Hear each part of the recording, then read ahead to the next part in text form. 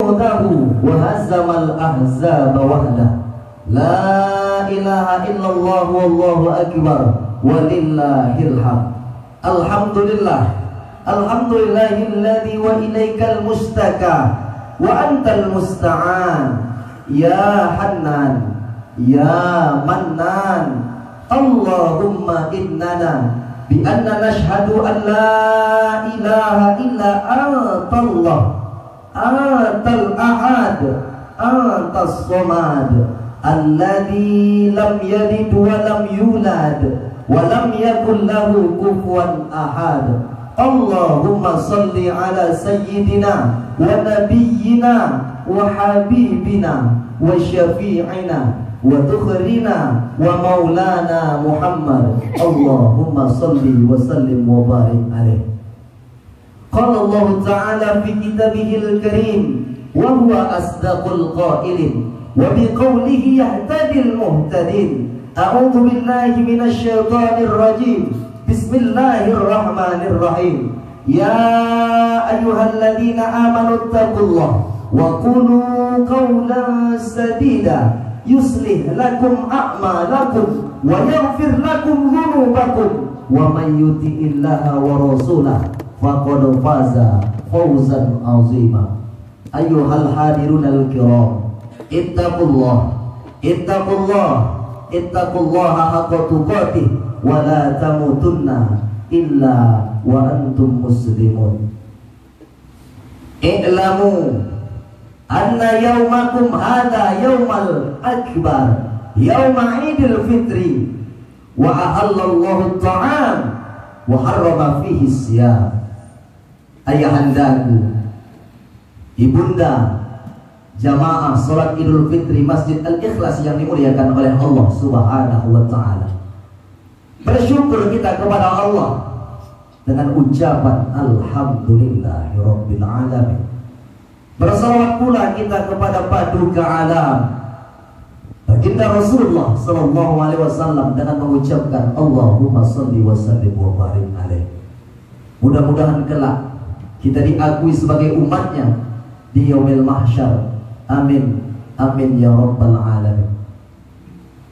Seperti kita tahu bersama bahwa orang-orang yang beribadah di bulan suci Ramadan, siang dia berpuasa, tidak hanya mempuasakan anggota tubuhnya dari tidak makan, dari tidak minum, melainkan juga mempuasakan hatinya, mempuasakan anggota tubuhnya, kakinya tidak melangkah kepada tempat-tempat maksiat, lidahnya tidak dia ceritakan untuk menceritakan aib saudara dan tetangganya, malam dia hidupkan qiyamul lail, tarawih, tahajud. Maka orang semacam ini, kata Nabi, ghufira lahu ma taqaddama min dzambi, akan dihapuskan, akan dihilangkan dosa-dosanya yang telah lalu, dosa-dosanya yang telah lampau. Maka kalau dosa kita telah dihapuskan oleh Allah Ta'ala, agaknya seperti bayi yang baru dikeluarkan dari rahim ibunda kita, bersih, tidak bernoda, bersih, tidak berdosa. Lihat bayi dicium, digendong pagi, dicium, digendong siang, dicium, digendong malam. Begitulah agaknya kita telah dibersihkan dengan puasa Ramadan. Ayahandaku, ibunda yang dimuliakan Allah Subhanahu wa ta'ala, hari ini adalah 1 Syawal, hari ini adalah hari kemenangan. Maka sambutlah dengan tahmid, tahlil, dan terlebih takbir. Apa kata Allah di dalam Al-Quran, di dalam surah Al-Baqarah? Walitukmilul iddah, dan cukupkan bilangan puasa. Walitukabbirullaha ala ma hadakum, dan agungkan asma Allah, besarkan asma Allah atas perintah, atas petunjuk yang telah diberikan kepadamu. La'allakum tashkurun, mudah-mudahan kamu, kata Allah, menjadi orang-orang yang bersyukur. Nabi juga mengatakan, zayyinu a'yadakum bitakbir, hiasilah hari rayamu, hiasilah hari kemenanganmu dengan memperbanyak takbir. Allahu Akbar, Allahu Akbar, Allahu Akbar. La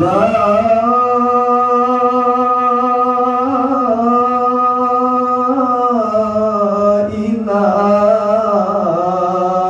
illallah wallahu akbar Allahu akbar walillahil hamd. Bagaimana suara merdu takbir bergema usai maghrib kemarin sampai pagi hari ini. Terkesima hati mendengar sayup-sayup suara takbir.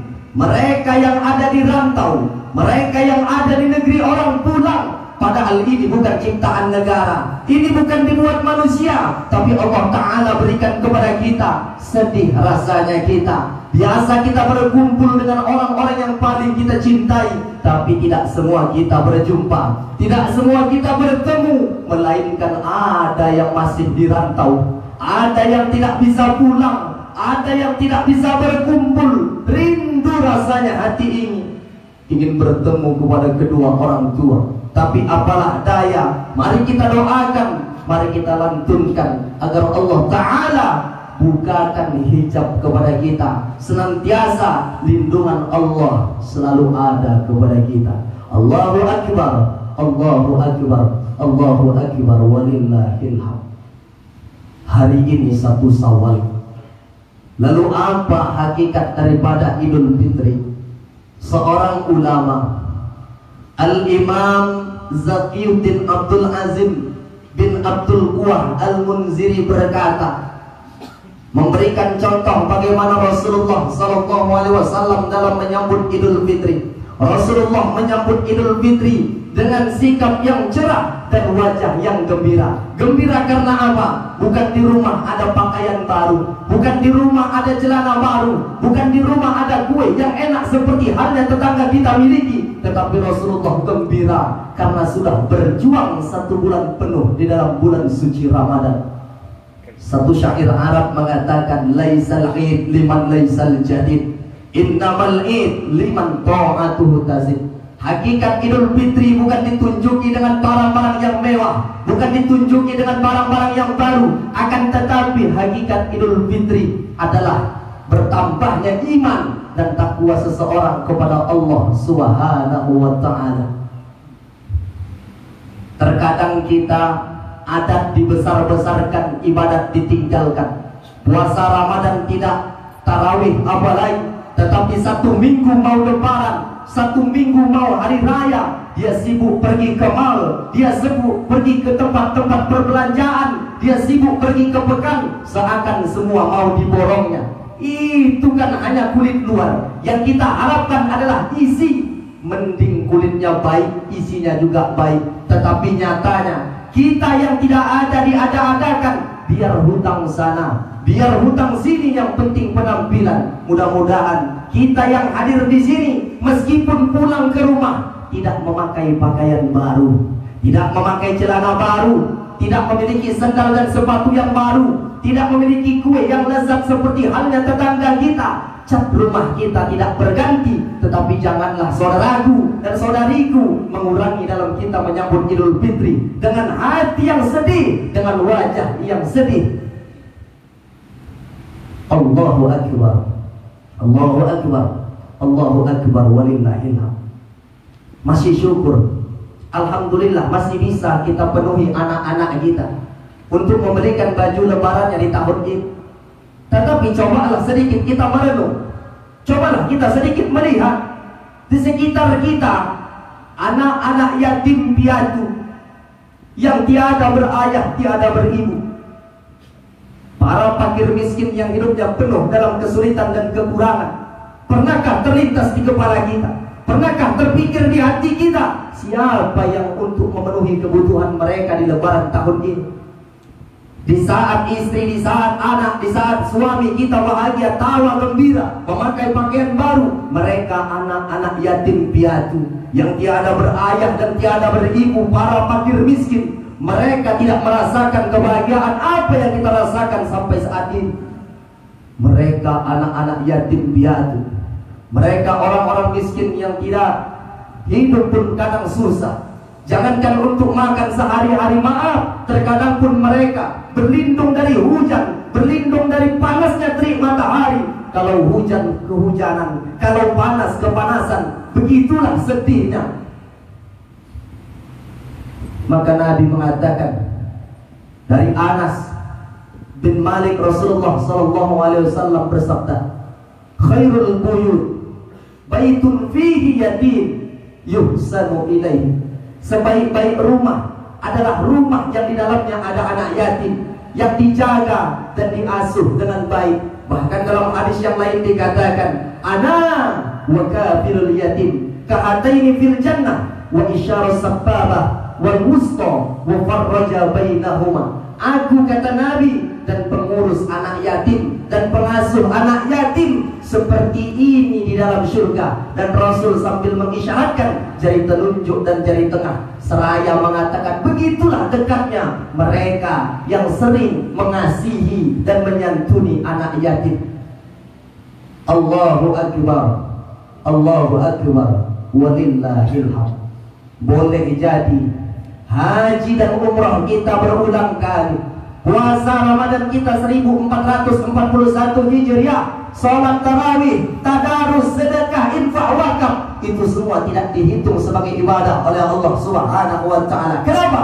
Masih banyak anak-anak yatim piatu yang tiada berayah dan tiada beribu, para fakir miskin yang hidupnya terlunta-lunta. Mereka membutuhkan bantuan kita, mereka membutuhkan kasih sayang kita. Bukankah Allah Ta'ala mengingatkan kepada kita di dalam surah Al-Ma'un, a'udzu billahi minasyaitonir rajim, ara'aital ladzi yukadzibu biddin. Tahukah engkau siapa pendusta-pendusta agama? Hajinya dusta, umrahnya dusta, puasa Ramadannya dusta, sedekahnya dusta, salat jamaahnya dusta. Ayatnya berlanjut, fadzalikal ladzi yad'ul yatim. Mereka adalah orang yang senantiasa menghardik, tidak peduli, tidak mau tahu situasi, kondisi anak yatim yang ada di sekitarnya. Wala yahuddu ala ta'amil miskin. Dan mereka juga enggan memberi makan kepada fakir miskin. Maka dengan zakat fitrah yang kita keluarkan di tahun ini, inilah sebagai pembersih puasa Ramadan kita. Dari Abu Dawud dan Ibnu Majah, Rasulullah SAW bersabda, zakatul fitri tuhratul lis-shaim. Zakat fitrah adalah pembersih bagi orang-orang yang berpuasa. Bahkan dalam hadis yang lain dikatakan, saumu syahri Ramadan mu'allakun bainas sama' wal ar wa la yurfa'u illa bizakatil fitri. Puasa Ramadan itu akan tergantung antara langit dan bumi, dan dia tidak akan sampai naik kepada Allah Subhanahu wa Ta'ala sampai kita membayar, sampai kita mengeluarkan zakat fitrah. Maka dengan zakat fitrah yang kita keluarkan, inilah sebagai pembersih baik harta maupun jiwa, serta upaya kita untuk mendekatkan diri kepada Allah Subhanahu wa Ta'ala, serta merealisasikan rasa sosial kepada fakir miskin, kepada anak-anak yatim yang tiada berayah dan tiada beribu, yang hidupnya penuh dalam kesulitan dan kekurangan, dan untuk membersihkan kita dari rasa tamak, iri, pelit, rakus dan serakah. Allah Ta'ala mengingatkan kepada kita di dalam surah Al-A'la ayat 14 dan 15, a'udzu billahi minasyaitonir rajim, qad aflaha man tazakka. Beruntunglah orang-orang yang menyucikan dirinya, baik hati, baik harta maupun jiwanya. Wa dzakara asma rabbih fa shalla, dan dia ingat kepada Allah lalu dia sembahyang. Wa fi amwalihim lisail wal mahrum, dan pada harta benda mereka terdapat hak-hak orang miskin yang meminta-minta dan orang miskin yang tidak meminta-minta. Tujuan zakat fitrah agar saudara seiman dan seakidah kita tidak merasakan di hari yang bahagia ini, di hari kemenangan ini, dalam keadaan perut kelaparan, dalam perut yang kosong, dalam hati yang sedih. Inilah tujuan zakat fitrah. Aghnuhum bihadzal yaum, cukupilah mereka pada hari ini. Lalu apa yang bisa kita petik apa yang bisa kita bawa pulang setelah kita turun daripada Idul Fitri ini? Sebuah kisah. Ada seorang ayah, ada seorang istri, ada seorang anak, 3 anaknya. Suatu ketika ayahnya, istrinya menjadi orang tua yang kaya raya. Semuanya berkecukupan, semuanya dapat terpenuhi. Anak-anaknya semua bersekolah sampai jenjang yang paling tinggi, menuntut ilmu ke negeri orang, ke luar negeri. Maka hari berganti, musim berubah. Semua anaknya disiplin, semua anaknya dididik. Tidak hanya pandai dan mengerti bagaimana teknologi, pendidikan intelektual, melainkan juga diajarkan bisnis, berdagang, agar kehidupanmu besok kau tidak menjadi orang yang susah, hidupmu tidak akan payah. Maka anaknya senantiasa diajarkan oleh ayah. Waktu berganti, detik menjadi menit, menit berubah menjadi jam. Semua tidak seindah apa yang direncanakan. Allah yang maha kuasa, Allah yang punya kuasa. Apa yang terjadi? Ketika itu ibunda anak tersebut mengalami sakit yang parah. Ketika itu harus masuk ke dalam ruangan ICU. Ketika itu dia hanya bisa berbaring, hanya bisa tidur. Ketika itu suara azan sayup-sayup di telinganya. Ayah pun mengambil handphone. Apa yang dilakukan ayah? Dia coba menghubungi anak yang paling tua, yang paling sulung. Lalu dia mengatakan dan berbicara kepada anaknya, wahai anakku, ibumu sedang dalam keadaan sakit. Nak, cobalah pulang. Semua tidak seindah, semua tidak segembira apa yang dihayalkan. Apa jawab anak? Ayah, di negara ini terlampau kuat dan ketat aturannya, aku tidak bisa pulang ke Indonesia. Aku tidak bisa balik ke Indonesia. Walaupun ibu sedang dalam keadaan sakit, tetapi ini jauh lebih penting, wahai ayah. Hati orang tua pun kecil, hati orang tua pun seakan sedih. Maka ketika itu dia coba menghubungi anak yang nomor 2, yang kuliahnya mendapat cum laude, nilai terbaik. Maka ketika itu dia hubungi anak, ibumu sedang dalam keadaan sakit, bisakah engkau pulang? Lalu apa jawab anak tersebut? Ayah, aku sedang mendapat biaya siswa. Ini gak bisa aku tinggalkan. Kalau aku tinggalkan akan dicabut beasiswaku. Lalu apa kata ayah? Nah, ini ibumu yang mengandungmu 9 bulan 10 hari, meregang nyawa, nyawanya seperti telur di ujung tanduk. Tidakkah bisa kau pulang, wahai anak? Tidak, ayah. Lalu anak yang ketiga pun coba dia hubungi, tetapi tetap mendapat jawaban yang sama. Ketiga anaknya tidak bisa mengunjungi kedua orang tuanya. Musim berganti, hari berubah. Orang tuanya pun akhirnya mengembuskan nafas di ruangan ICU. Dan ketiga anaknya tidak dapat melihat kedua orang tuanya. Apa yang bisa kita petik? Apa yang bisa kita ambil? Sekaya apapun kita, sehebat apapun kita, pangkat yang kita miliki, tetapi ada yang lebih mulia, ada yang lebih indah. Kalau kita bersujud kepadanya, kita berbuat baik kepadanya, keramat. Tiada keramat yang ampuh di dunia selain daripada doa. Siapa itu? Ibu. Rawat selagi sempat, jaga selagi ada. Karena yang pergi tak akan pernah kembali, yang hilang tak akan pernah pulang. Jaga, rawat. Maka kalau rezekimu mau seperti rezeki para raja, maka lakukanlah. Orang tuamu layaknya seperti raja. Hari ini kita sedih, hari ini kita menangis. Bagaimana orang tua kita, bagaimana ayahanda kita dahulu ketika kita lahir, kumandang azan, kumandang iqomah di telinga kita. Tetapi ketika dia masuk usia renta, ketika dia sudah tidak berdaya, makan pun terkadang berulang kali dia menjatuhkan piring ke lantai. Kita ganti piringnya menjadi piring plastik, cangkirnya kita ganti menjadi cangkir plastik. Betapa sedihnya hati orang tua. Dahulu dia berkata, "Nah, ini adalah bangunan. Nah, ini adalah mobil. Nah, ini adalah sepeda motor." Tetapi ketika dia masuk usia renta, dia bertanya kepada kita, kita sedang sibuk dengan teman kita, "Nak, ayah mau makan. Nak, ibu mau makan." Kita tidak openkan mereka, kita acuh dengan mereka. Dahulu kemana kita dibuatnya?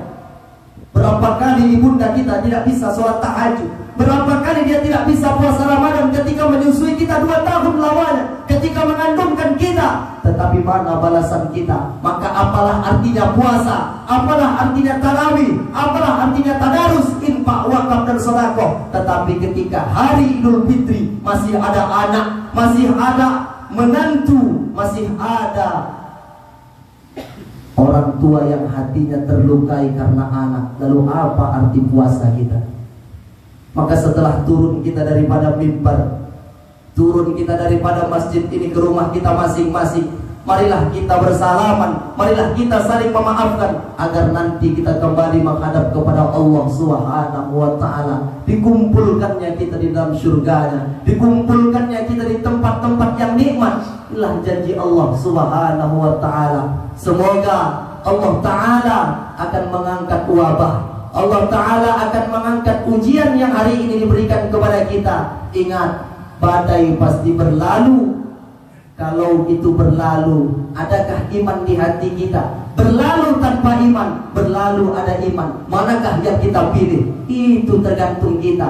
Surga, neraka, Allah ciptakan 2, langit dan bumi, semua berpasangan. Kalau hendak masuk ke dalam surga, maka layaklah kita untuk melakukan kebaikan-kebaikan yang mengarah, yang mengundang surganya Allah Subhanahu wa ta'ala. Demikianlah khutbah yang singkat ini dapat menambah iman dan takwa kita kepada Allah Subhanahu wa ta'ala. Amin, amin ya rabbal alamin. Barakallah li wa lakum fil Qur'anil azim, wa nafa'ani wa iyyakum bima fihi minal ayati wa zikril hakim, wa taqabbala minni wa minkum tilawatahu innahu huwal ghafurur rahim.